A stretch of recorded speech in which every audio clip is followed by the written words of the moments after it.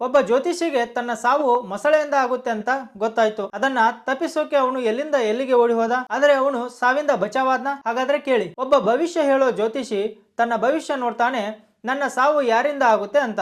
ಅವನು ನೋಡಿದ, ನೀರಲ್ಲಿ ಮೊಸಳೆಯಿಂದ ಅವನ ಸಾವಾಗುತ್ತೆ ಅಂತ. ಅವನಿಗೆ ಗೊತ್ತಾಯ್ತು.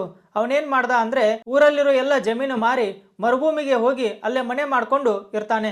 ಅಲ್ಲಿ ನೀರೇ ಇಲ್ಲ ಅಂದ್ರೆ ಮೊಸಳೆ ಎಲ್ಲಿಂದ ಬರುತ್ತೆ ಅಂತ ಅವನು ಉಪಾಯ ಮಾಡ್ದ. ಅವನು ದೊಡ್ಡ ಜ್ಯೋತಿಷಿಯಾಗಿದ್ದ. ಅವನ ಹೆಸರು ಎಲ್ಲ ಕಡೆ ಪ್ರಚಾರ ಆಯಿತು.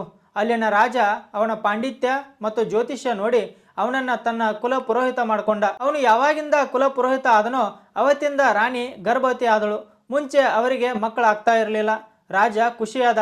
ಪಂಡಿತ ಬಂದಾಗಿನಿಂದ ಎಲ್ಲ ಒಳ್ಳೆಯದೇ ಆಗ್ತಾ ಇದೆ ಅಂತ. ಅವನ ಮಗ 12 ವರ್ಷದವನ ಆದಾಗ ಮಗ ಹೇಳ್ತಾನೆ, ಪ್ರಯಾಗದಲ್ಲಿ ನಡೆಯೋ ಕುಂಭಮೇಳಕ್ಕೆ ನಾವು ಹೋಗೋಣ ಅಂತ. ಅವಾಗ ರಾಜ ಹೇಳ್ತಾನೆ, ಅವಶ್ಯ ಹೋಗೋಣ, ಎಲ್ಲ ವ್ಯವಸ್ಥೆ ಮಾಡ್ಕೊಂಡ್ರು.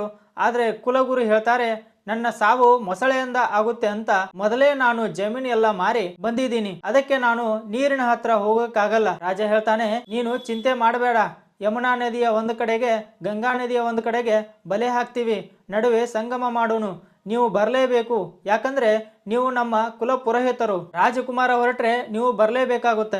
ಇವಾಗ ಅವರಿಗೆ ಅನಿಸುತ್ತೆ, ನನ್ನ ಸಾವಿಗೆ ನೋಡಿ ಹೆಂಗೆ ಸಮಯ ಕೂಡ್ತಾ ಇದೆ, ಇವಾಗ ನಾನು ತಪ್ಪಿಸಿಕೊಳ್ಳಕ್ಕಾಗಲ್ಲ. ರಾಜನ ಬೇಡ್ಕೊಂಡ್ರು ಅವ್ರು ಹೇಳ್ತಿದ್ದಾರೆ, ನೀವು ಹೆದರ್ಕೋಬೇಡಿ, ಸುತ್ತು ಕಡೆ ಬಲೆ ಹಾಕ್ತಿವಿ, ಒಂದು ಹುಳಾನು ಬರೋಕ್ಕಾಗಲ್ಲ, ಇನ್ನು ಮೊಸಳೆ ಎಲ್ಲಿಂದ ಬರುತ್ತೆ, ಹೆದರಬೇಡಿ ಅಂತ ಹೇಳ್ತಾನೆ. ಎಲ್ಲರೂ ಹೋದ್ರು. ಬೆಳಗಿನ ಸಮಯ 4 ಗಂಟೆ. ಗಂಗಾ ಸ್ನಾನ ಮಾಡಿ ಸಂಗಮಕ್ಕೆ ರಾಜ, ರಾಣಿ, ರಾಜಕುಮಾರ ಹೋದ್ರು. ರಾಜ ಹೇಳ್ದ, ಪಂಡಿತರೇ ನೀರಲ್ಲಿ ಬನ್ನಿ ಮಂತ್ರ ಹೇಳೋಕೆ. ಪಂಡಿತ ಹೇಳ್ತಾನೆ, ಇಲ್ಲ, ದೂರದಿಂದ ಮಂತ್ರ ಹೇಳ್ತೀನಿ, ಆದರೆ ನೀರಲ್ಲಿ ಬರಲ್ಲ ಅಂತಾನೆ. ಅವಾಗ ರಾಜ, ಪಂಡಿತರೇ ನಿಮಗೆ ಅರ್ಥ ಆಗುತ್ತಾ, ನಾನು ರಾಜ ಆಗಿ ನಿಮಗೆ ಪದೇ ಪದೇ ಬೇಡ್ಕೋಬೇಕಾ ಅಂದಾಗ ಪಂಡಿತ ನೀರಲ್ಲಿ ಹೋಗ್ತಾನೆ. ನೀರಲ್ಲಿ ಹೋದ ತಕ್ಷಣ ಮೊಸಳೆ ಪ್ರಕಟ ಆಗುತ್ತೆ, ಪಂಡಿತನ ಸಾವಾಗುತ್ತೆ. ಎಲ್ಲರೂ ನೋಡ್ಕೊಂಡೇ ನಿಂತ್ರು. ಅದಕ್ಕೆ ಜೈಸಿ ಹೋ ಭವಿತವ್ಯತ ತೈಸು ಬನೆ ಸಹಾಯ್, आपने आवे ताही पे ताही तहाँ ले जाए, जो विदना ने लिख दिया छठी राव के अंक, ರಾಹಿ ಗಟೆ ನಾ ತಿಲ್ ಬಡೆ ರಹುರಿ ಜೀವ ನಿಶಂಕ.